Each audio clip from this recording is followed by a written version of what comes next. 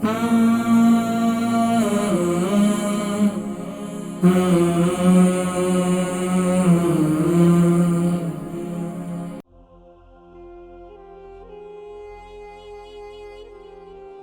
وجہ ہے کہ ہم پر دوائی بھی اثر نہیں کر رہی اور بیماری بھی کوئی سامنے نہیں آ رہی؟ آخر وجہ کیا ہے کہ ہم کیوں ایسے بیمار رہتے ہیں؟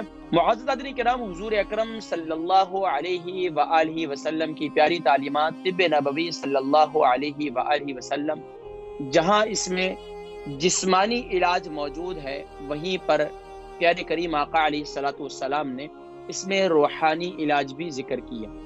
حضرت کرام، بہت سے لوگ ہیں جو علاج معالجہ کرتے ہیں، کرنے کے باوجود بھی انہیں شفا نہیں ہوتی، کہتے ہیں کہ ہم ایک عرصہ ہو گیا میڈیسن بھی کھا رہے ہیں، ڈاکٹر بھی پریشان ہیں، تمام ٹیسٹ بھی کرا چکے ہیں، اس کے باوجود بھی سمجھ نہیں آ رہا کہ کیا وجہ ہے کہ ہم پر دوائی بھی اثر نہیں کر رہی اور بیماری بھی کوئی سامنے نہیں آ رہی؟ آخر وجہ کیا ہے کہ ہم کیوں ایسے بیمار رہتے ہیں؟ ہمارے جسم میں تکلیف کیوں رہتی ہے؟ ہم کیوں بیمار رہتے ہیں؟ قربان جائیے، پیارے کریم آقا علیہ الصلوۃ والسلام نے اس کا بھی علاج ارشاد فرمایا۔